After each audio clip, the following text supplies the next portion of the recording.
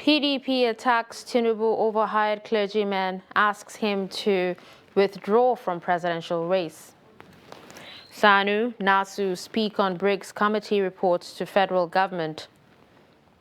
Airline operators alert on fresh flight disruptions over aviation fuel scarcity. And on the foreign scene, African Union hails landmark Russia-Ukraine grain deal.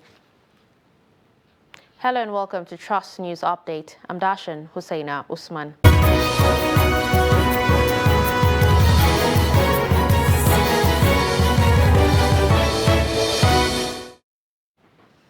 Now the news in detail. Nigeria's main opposition party, the People's Democratic Party, has asked Senator Bola Tinubu of the All Progressives Congress to withdraw from the 2023 presidential election. The party believes the APC presidential candidate has lost his fighting chance in the coming poll amid the controversy trailing the unveiling of his running mate, Senator Kashim Shettima. Despite the stance of the religious body, some pictures and videos went viral in which some Christian clerics were said to have attended the unveiling of Shettima, signaling the acceptance of the APC vice presidential candidate by the said clergymen. Amid the mixed reaction trailing the development, some of the attendees reportedly said they were paid to attend the event, but the claim was vehemently rejected by Tinubu's camp. The PDP, through its National Publicity Secretary, Debo Ologunaba, said the reactions that trailed the unveiling ceremony and the presence of the clerics suggested a massive rejection of the ruling party.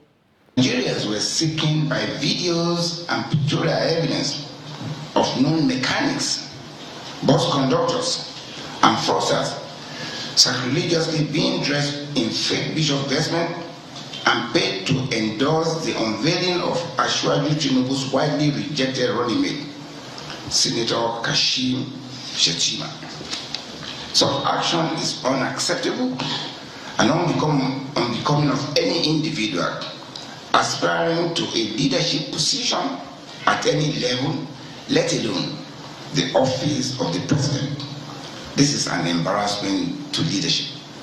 More sickening is the outcry by the Heraldians that they were defrauded by agents of the APC presidential candidate who paid them sums ranging from 30,000 to 40,000 as against the 100,000 they were earlier promised. The APC presidential candidate and his party should know that it is in his own interest to withdraw from the race, as it will be futile to go into an election in which the will and aspiration of the people are manifestly against him and the APC.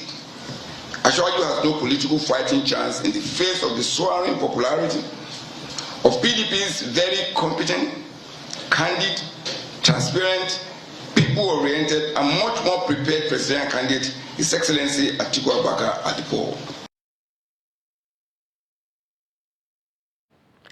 General Overseer of Citadel Global Community Church, formerly known as Lateran Assembly, Pastor Tunde Bakare, has denied claims that he has endorsed the presidential candidate of the All Progressives Congress, Bola Tinubu.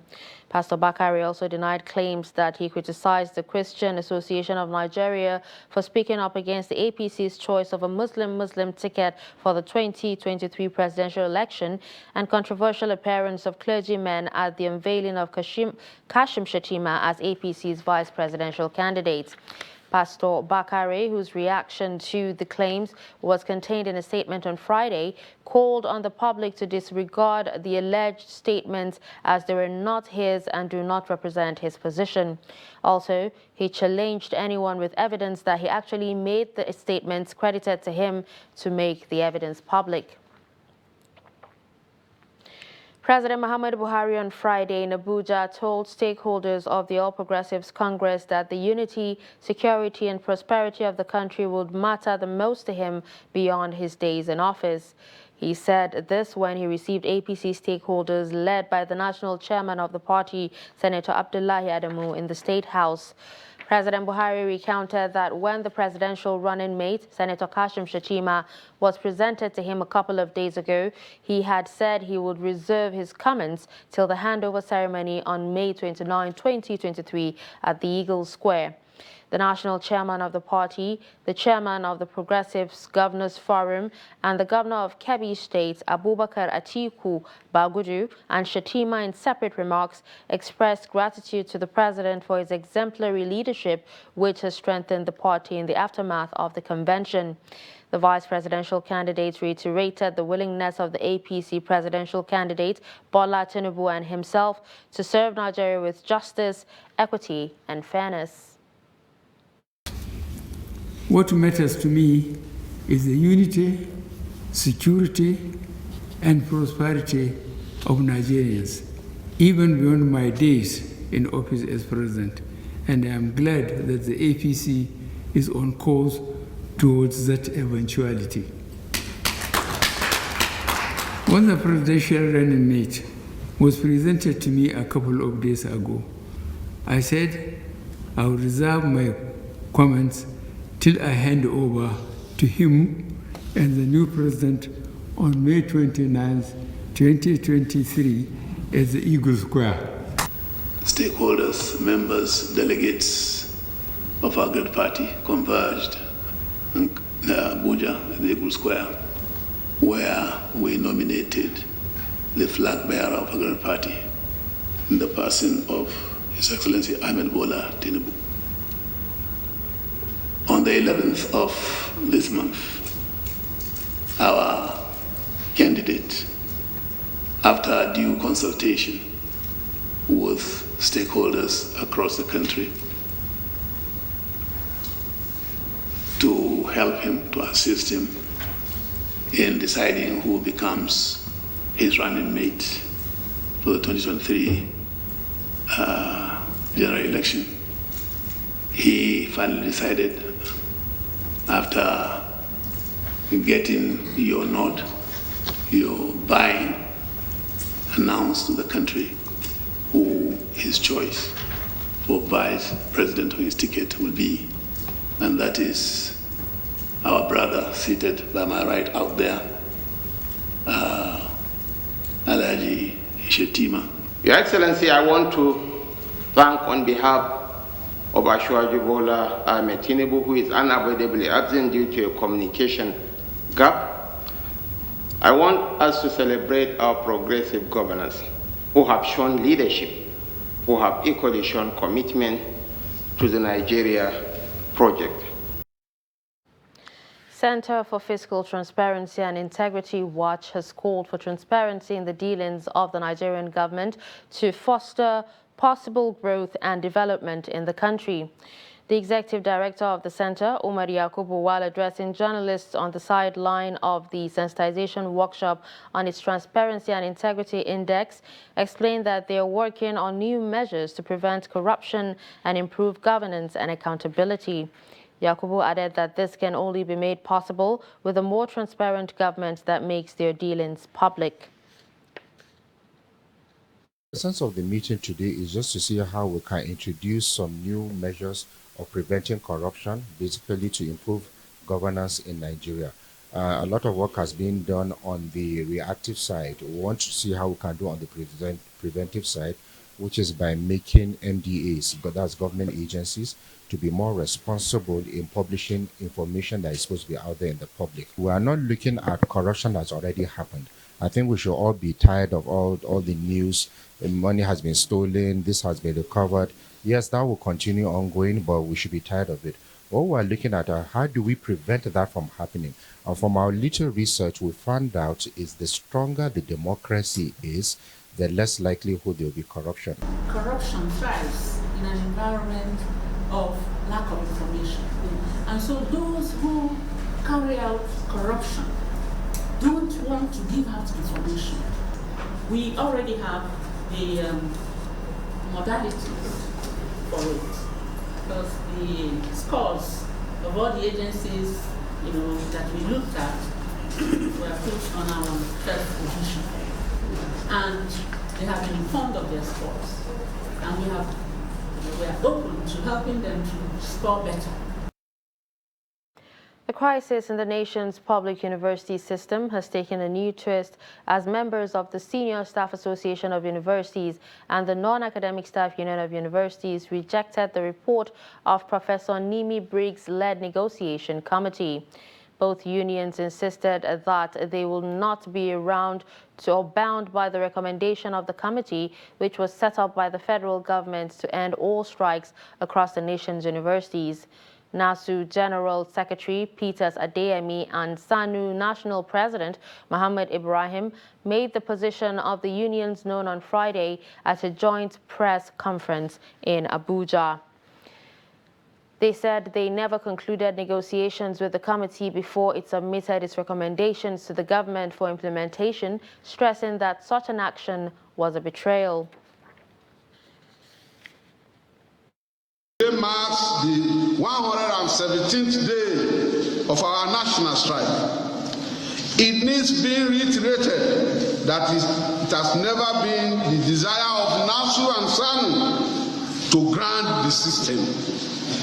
We have, however, been compelled by the shabby treatment that we as workers have received in the university system.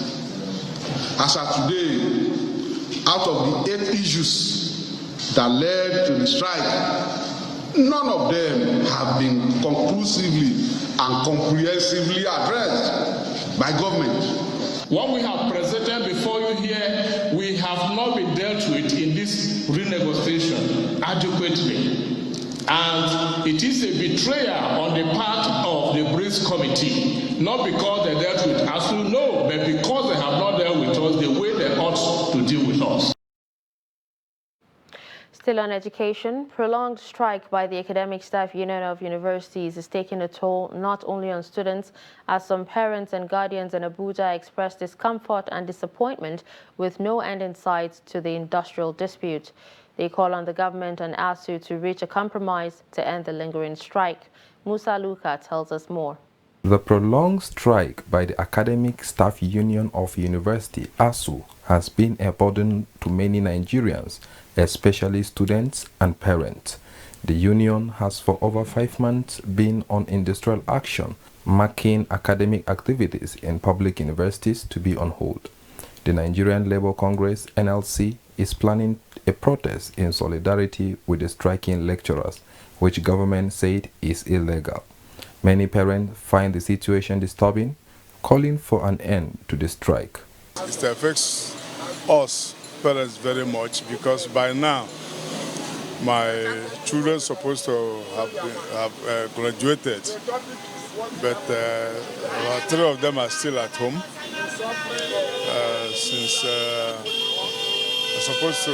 two supposed to graduate last year, and due to all this incessant strike here and there of ASU.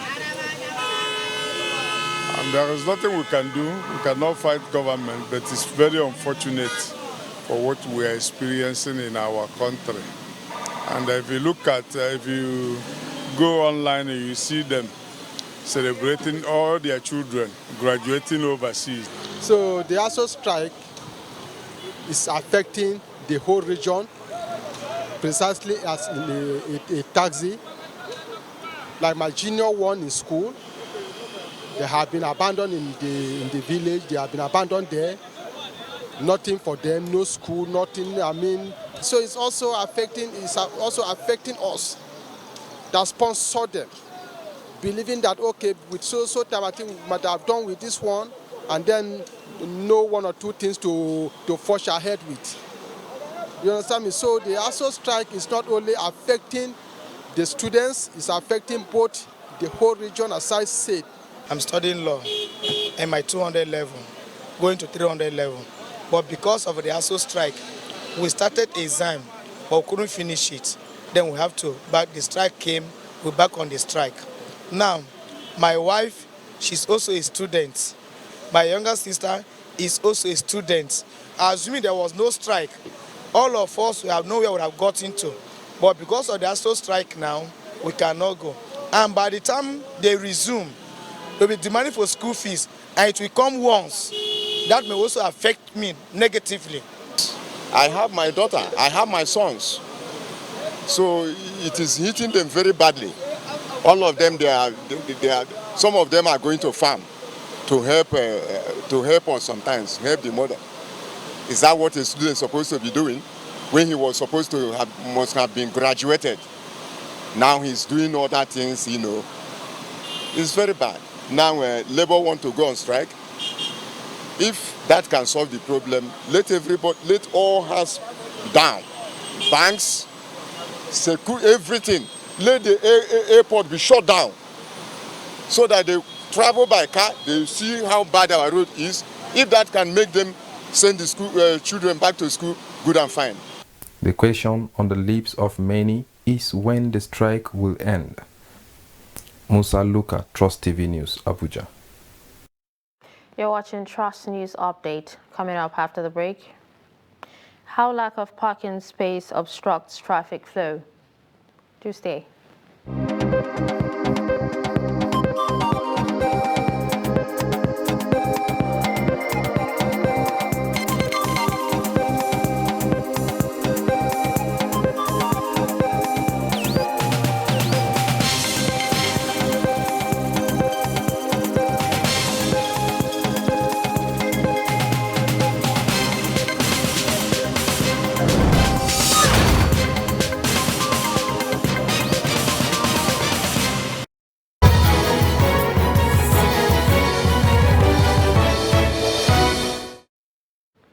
Welcome back and thanks for staying with us. Here's a recap of our major stories. You heard that PDP attacks Tinubu over hired clergyman, asks him to withdraw from presidential race. You also heard that Sanu Nasu speak on BRICS committee report to federal government. To other news, the Nigerian Bar Association has called on a senior advocate of Nigeria, Wole Olanikpekun, to recuse himself from his position as chairman of the body of benchers. In a letter dated July 22 and signed by the NBA president, Olumide Akpata, the legal body said the call became necessary for the replacement of interim leadership in order to allow the legal practitioners' disciplinary committee to investigate an alleged act of professional misconduct by one of Olanikpekun's partners. Ogunde, a partner in the law firm of Wole Olanikpekun and Co., had admitted that she sent an email to Saipem Contracting Nigeria Limited to solicit a brief related to the ongoing $130 million case at the Rivers State High Court brought by the Rivers State government that was being handled by Ajumogobia and Okeke, the law firm of another SAN, Odian Ajumogobia. In soliciting for the brief, Ogunde wrote to one Mr. Kayo Francis of Saipem, claiming that her law firm, Wole Olanikpekun and Co., would be more influential in helping Saipem avert a potential huge payout to the Rivers State government. The NBA president swiftly followed up on Friday with a call for Olanikpekun to step aside to allow for due process and for the LPDC to carry out its duties without Bob chairman coming under undue suspicion of impartiality. Kaduna State government has purchased and distributed 15 brand new ambulances to rural health facilities to boost quality healthcare delivery in the state. Speaking during the presentation of the vehicles to representatives of the healthcare facilities at the Ministry of Health, Permanent Secretary Adamu Mansur said the gesture is to ensure that the people, particularly those in rural areas, have quality health services. The report. According to Adamu Mansur, there are over 1,095 primary health care centers and 31 secondary health facilities across the state, adding that the ambulances will be used to deliver services to these facilities. Ambulances will contribute their own quota, to the realization of this remarkable mission that we have put in place for addressing the health challenges of the citizens of Kaduna State. The permanent secretary explained that most of the health facilities that will benefit are in rural communities in order to address health challenges in those areas. Each of these ambulances that will be given to the facilities are expected to cover, those catchment areas where you have some primary healthcare centers that would require the services of the ambulances, and where the patients would also require attention in secondary healthcare. I present to you this ambulance for use during emergencies. He said the ambulances will also be used for emergency cases during disasters to evacuate victims to hospitals for treatment. The poor condition of parking space has been identified as the major reason contributing to roadside parking by drivers of articulated vehicles at Ngurore, one of the biggest weekly cattle markets in Adamawa State. In an interview with Trust TV, the leadership of the Heavy Truck Drivers Association of Ngurore Market said when the parking space gets necessary construction, their contribution to the economic growth of Nigeria will be higher than what is currently obtained. Salis Lawang has the report.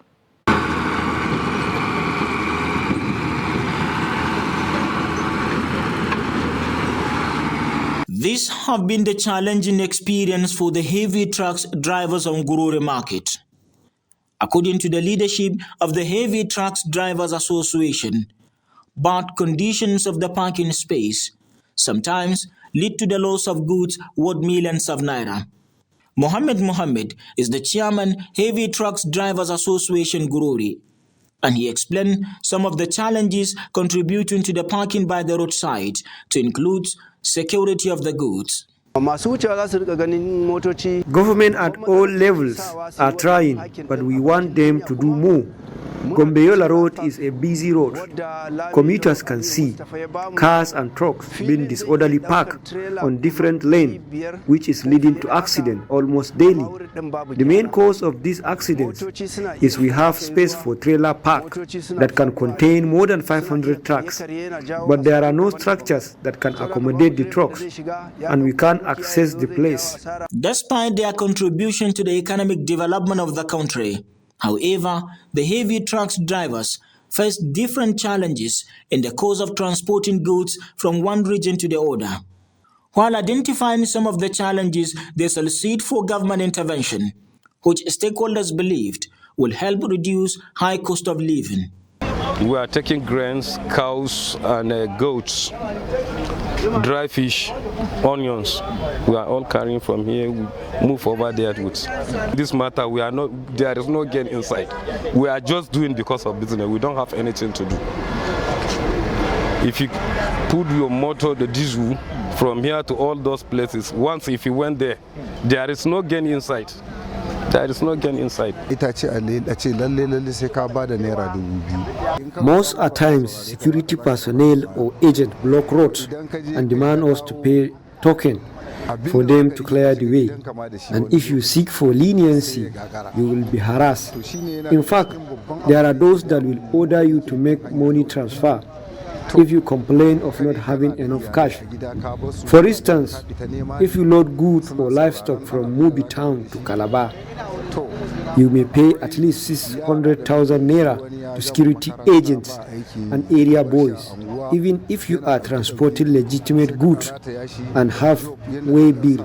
Stakeholders said Ngurore heavy trucks parking space, if constructed, will have the capacity of accommodating over 700 articulated vehicles. These are some of the challenges the drivers and the leadership of the union complain about. They are looking for an urgent intervention from government to avoid parking on the main road, which causes accidents and many challenges to the road users. From Yola, Salis Lawan, Trust TV News.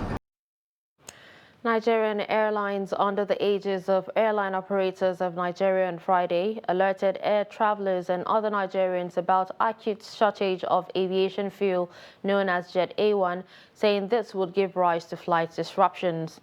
This is the second announcement on the disruption of services over the scarcity of aviation fuel in 3 months. In a statement signed by AON spokesman Obiora Okonkwo Friday, the airline said the air transport subsector is in a crisis situation that threatens continued scheduled flight operations. In the same vein, authorities of Ibom Air have alerted their customers of the possibility of cancellation of flights amid the recent delay of scheduled flights operated by the airline. The airline's General Manager of Marketing and Communications, Anyekan Esienet, explained the reasons for the setback in a statement on Friday. He said the recent difficulty experienced by its customers was a result of the growing unavailability of aviation fuel. Stressing that the airline's operations have been greatly impacted, Esienet hinted that the delay might even lead to the cancellation of some flights. He, however, assured their customers of Ibom Air's commitment to addressing the situation, which he described as unprecedented and disruptive to the airline's value proposition. On the foreign scene, the African Union on Saturday hailed a landmark deal between Ukraine and Russia that will allow Kyiv to resume exports of grain through the Black Sea and relieve a global food crisis. Ukraine's farms are a major source of grain for the world market, in particular in the Middle East and Africa, where food supplies are critically tight. Cereal prices in the world's poorest continent have surged because of the slump in exports, sharpening the impact of conflict and climate change and sparking fears of social unrest. The statement from the chairperson of the African Union Commission, Musa Faki Mahamat, welcomed the signing of Russia and Ukraine and praised Senegalese leader and AU chair Macky Sall for calling for the urgent need for the resumption of cereals from Ukraine and Russia to global markets during a joint AU mission in Sochi in early June. And finally, in sports, the Confederation of African Football has released the match officials that will take charge of the final of the 2022 African Women Cup of Nations. Host Atlas Lioness of Morocco overcame Nigeria's Super Falcons to reach the final, while Bayana of South Africa got the better of Chipolopolo of Zambia to book its place. Nigeria's foremost match official, Mimisen Iore, is among the match officials that will oversee the finals slated for Morocco. She will work as the first assistant referee for respected Abita Salima. Radia Mukasanga from Rwanda, who will be the center referee of the historic encounter. Fanta Idrissa Kone from Mali will be the second assistant referee, while Maria Pakuta Rivet from Mauritius will be the fourth official. With this, we've come to the end of Trust News Update. Don't forget to follow us across all our social media platforms. I'm Dashan Husseina Usman. Thanks for watching.